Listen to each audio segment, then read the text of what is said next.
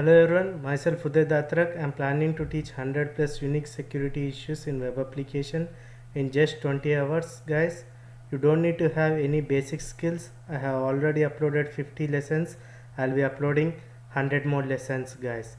With this course, you will be eligible for cyber security jobs, penetration testing jobs, and you can do bug bounty projects from your home itself, and you can start making money. The initial lessons will be like low level issues, then medium level issues, and then we go for high level issues, and then we see how a website can be hacked by 40 to 100 plus ways based on the time I have. Now we'll discuss another security issues, guys. Before going further, I would like to say one more thing. Please start watching from lesson 0, guys. Otherwise you may understand the lessons but you will not be creative. In order to become a good hacker, you need to know how a website works.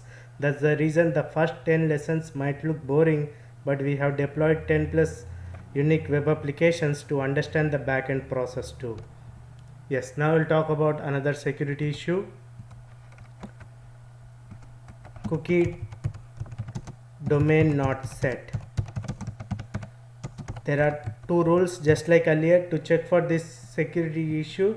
The first thing is that the web application should have the login feature. If the web application doesn't have the login page, then this particular security issue is not applicable, because you need to log in into an application to confirm this issue.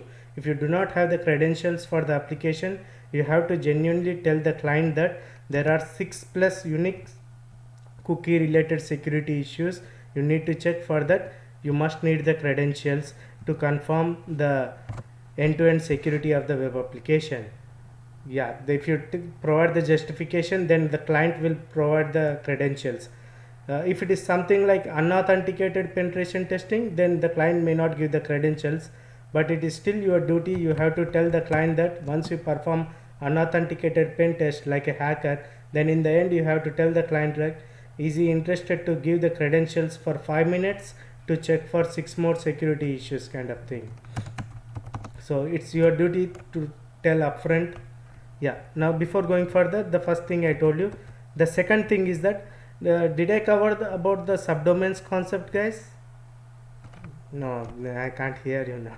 Okay, then yeah, we'll talk about like how, for which applications we need to check the, let's say if you get a web application like something, this is called a website, right? Web application domain, and hello dot something like google.com, this is a domain. If you get something like hello.facebook. Sorry guys, hello.facebook.com. now what is this, guys? You know, Facebook is a domain, Google is a domain, but what is hello? Hello is the subdomain, guys. Can you see that one more dot here? If you come from like, what is this? .com is an extension. And what is the immediate thing before to that is a domain.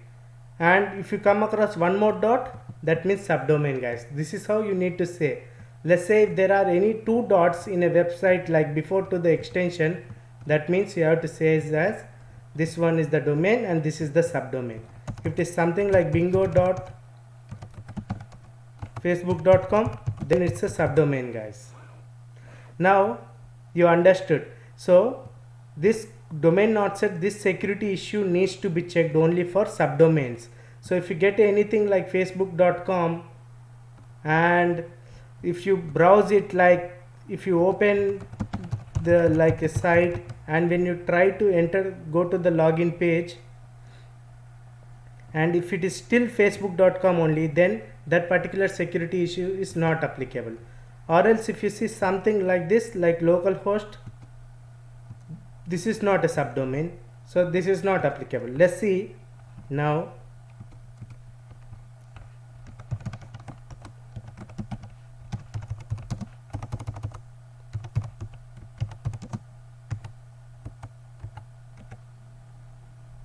I forgot these things, like I'm automated everything, guys, so that's the reason I don't remember much about all these things. Can you see, guys, here developers.facebook.com, This is the Google query to identify the subdomains of facebook.com. If you want subdomains for any site, you have to enter replace the facebook.com with that site. Let's say developers.facebook.com. There is something.free.facebook.com. Now let's talk about this issue. Now let's say developers.facebook.com is something related to the Facebook. So if they want their cookie should be set only to this particular developers.facebook.com, and that should not be accessible by other subdomains like this. Then what they have to do it, they have to set as within that particular set cookie line, what they need to put,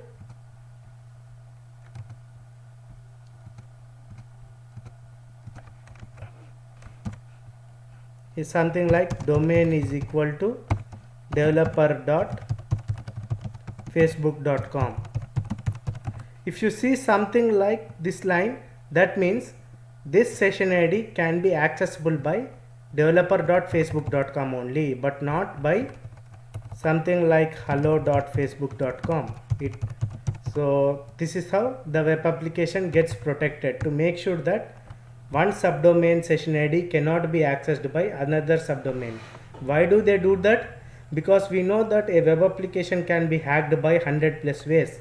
Let's say if this particular web application get hacked, the attacker will try to modify the code in such a way that he will put some additional code. Whatever the request is coming to this particular website can be stolen. I got deviated, guys, sorry. Just give me a second. Let's say this particular website got hacked, then this particular website got hacked, then this is vulnerable, right? Then what happens, this attacker will put some additional code in this, and if he sends this link to developer.facebook.com, his cookie can be stolen, because this by default what happens, the session ID will be accessible for all the paths in the domain and all the subdomains. But if we set a particular subdomain, then this particular session ID can be set to this domain itself. I'm sorry for that, guys. Yeah, now it's a pretty straightforward concept. And if you see something like this for this particular line, now this is a secured, because we are setting the session ID to developer.facebook.com. That means any domain, like whatever you see, whatever apps like subdomains, they cannot access this particular cookie. Now if you come across something like this is a security issue, guys, because star means all the subdomains can access this particular cookie. So you have to tell the client, like, you should not force him to set the domain to particular domain. You just have to report as a medium level issue. Then it's the client duty to, based on his business logic, business requirements, he will put the security settings in the application, whether it should be applicable to all the subdomains or else it should be applicable to only to the particular kind of thing. So now this particular security issue, we cannot check it for our application, guys, because this is not a subdomain at all. If we get any website like this, and like developers.facebook.com, then we can check for that particular issue, because this login feature, like that login feature belongs to this particular app. Then you have to tell them that, like, if you have to restrict the cookie to then all to this particular subdomain only for additional security. That's it, guys.